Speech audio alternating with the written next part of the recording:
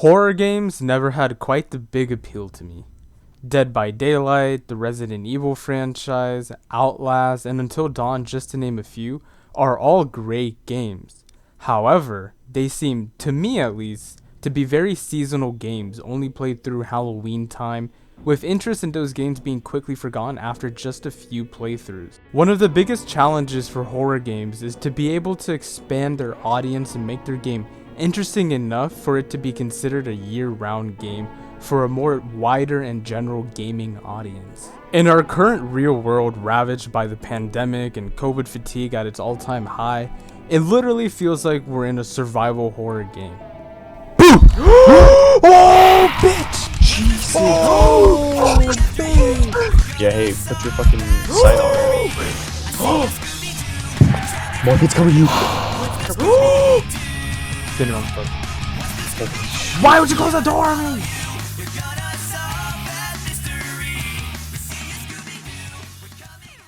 In mid-September of 2020, Kinetic Games launched their early access horror co-op ghost hunting game, Phasmophobia.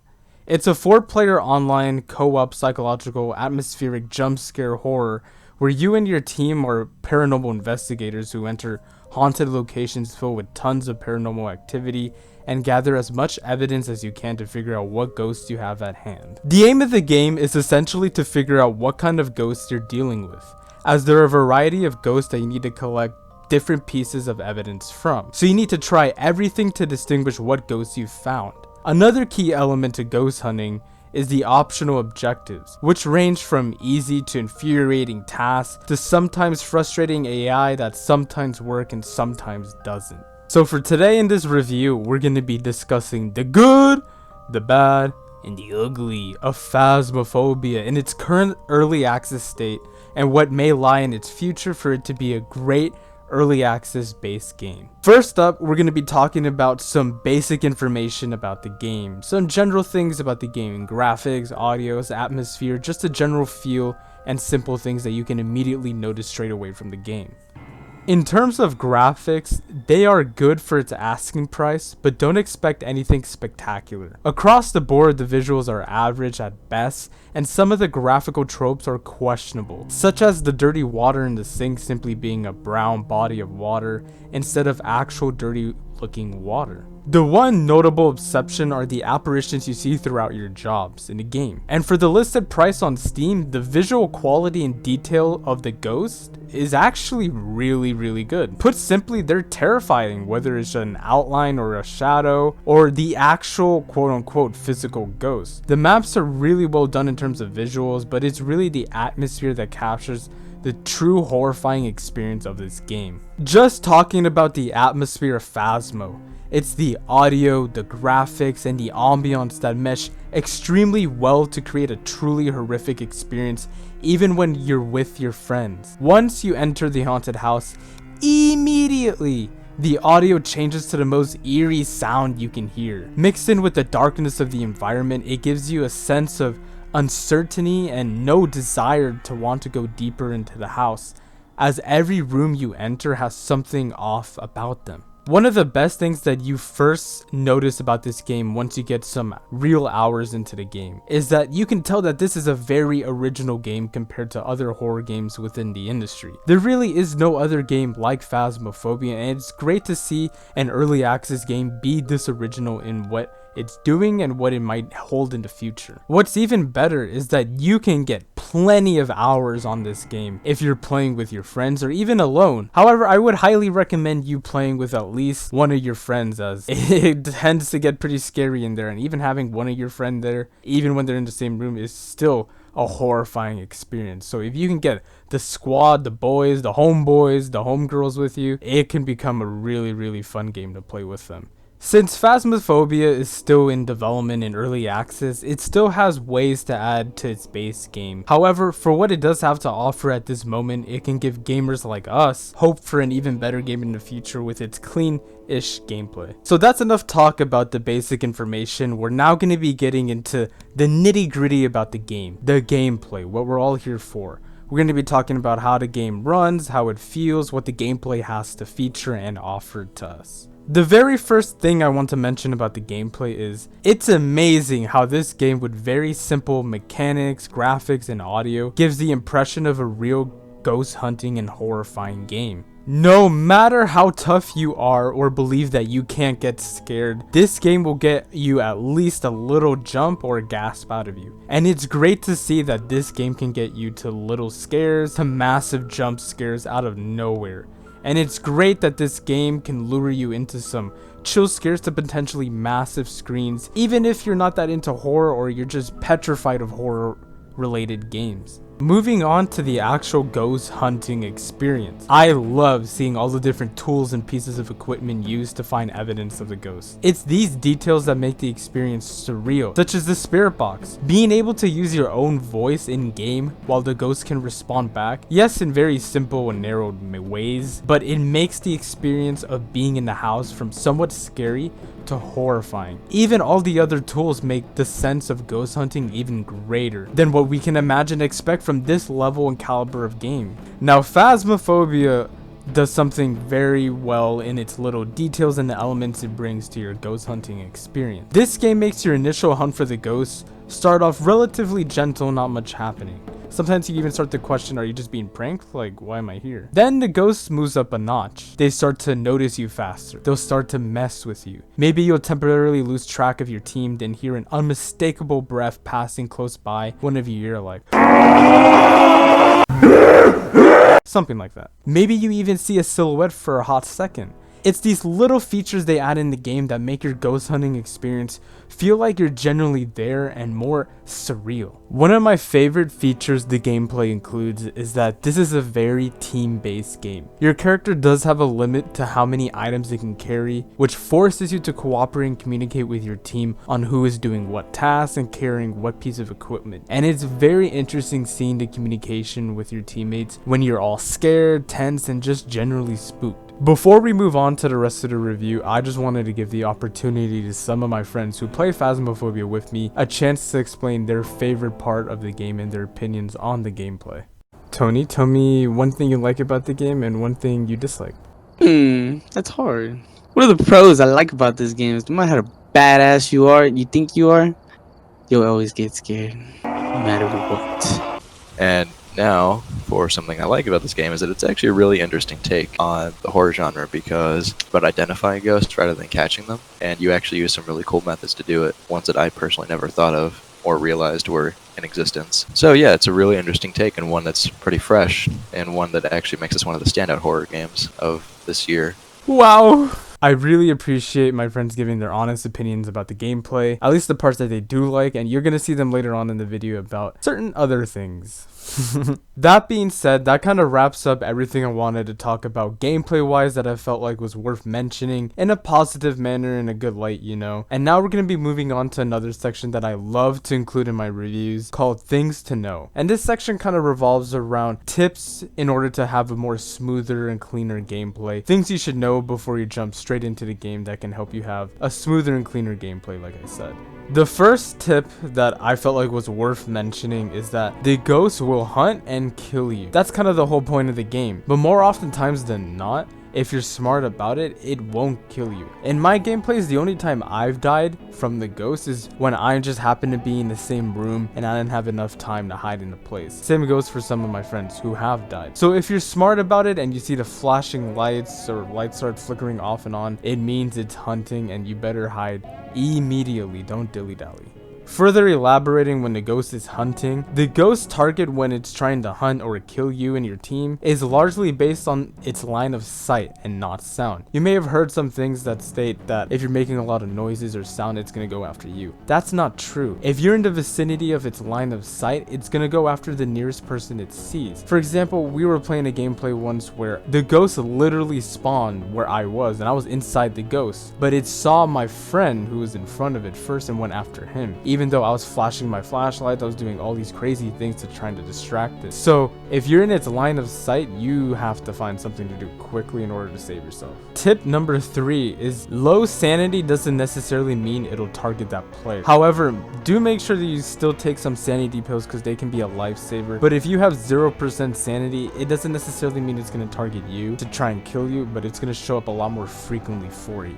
This next tip may seem like a negative, but it's really not, because as the game further develops, this can be fixed and changed. But as of today, this still applies. Thermometers are still buggy as hell. So know that on small maps, they may not work necessarily that well or very buggy. Like for example, your temperatures may seem like there's a ghost in there and then go back immediately to normal. It may go back low and then immediately to normal. It won't be that concrete of saying, oh, it's freezing temperatures. Oh, the ghost is in here based on temperatures. So just know that for when you're on small maps, or more in particular, small rooms within small maps. If you're trying to get a reaction of the ghost, this next tip is for you. Using a ghost's first name to get a reaction can work a lot of the times, or sometimes not. Sometimes there can be some bugs, but I would highly recommend just saying the ghost's first name or asking simple questions like how old are you, where are you, are really easy ways to get some sort of reaction from the ghost. Tip number 6. Now this one applies for when you die in game, for when the ghost catches you and kills you. Now when you die in game, you get insurance money back for the equipment that you lose, which is why it's so important not to die, because you will lose all the equipment that you brought with you, and the insurance money is going to cover for all the expenses that you spent on your equipment. But this game isn't that realistic. For when you die, you have to take a picture of your teammate's dead body. You don't even have to see their body at all. If you die in game, you're gonna get that insurance money back. It's not that realistic. You don't need to snap a photo or anything. Just remember that it's really annoying to die, so I would try my best not to. This next tip number 7, is for when you're trying to get extra cash in your jobs by taking pictures of certain items you can find, such as finding the bone throughout the house or looking at footprints that you see within the ghost vicinity can get you extra cash. But when you're taking pictures of the footprints or the bone, make sure it picks it up in a journal, because many oftentimes than not, you may think that you took a photo and that it counts, but when your job is completed, it actually doesn't. So make sure when you take photos of those items that you look in your journal by hitting J, or if you're using controller, I'm not sure the right button for that, but when you hit that journal and you look at the pictures, make sure when you take the picture of the bone, it says bone, or when you take a picture of the footprint, it says footprint, in order to secure that extra cash. Tip number 8, playing at night with your friends even adds more to the scary experience, especially if you think you have the balls enough to completely make your room dark. Trust me, it makes the experience and the joy of playing Phasmophobia even greater. Tip number 9, just for you guys' general knowledge about the game, as of right now, there is no anti-cheat system, so if you really wanted to, you can cheat, but I don't recommend it. What's the point in the game if you're just gonna cheat? I mean, sometimes I can see why, because the ghost isn't gonna give you much interaction, it's not gonna give you much evidence, but I would just take one for the team in that sense and just go on to the next job and hopefully get a more interactive ghost. But there is no anti-cheat system as of yet.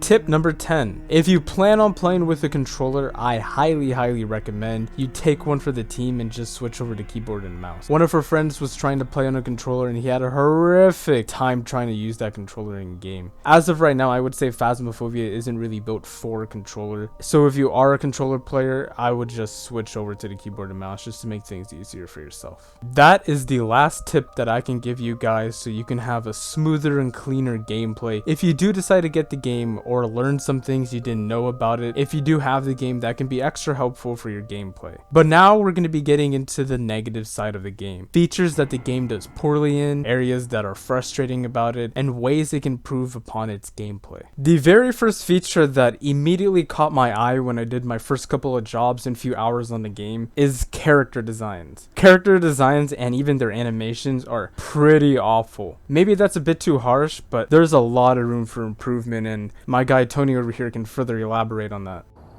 It's shit! And as you can see, that further solidifies my point. Thank you, Tony. And now we're gonna have the elusive and silly and wise Mr. Shoot give his full analysis on the movement speed. Mr. Shoot, what are your thoughts? Alright, so one thing I dislike about this game, I'm going to start off with the negatives, is that you move slow as hell. Like, see how slow I'm walking right now?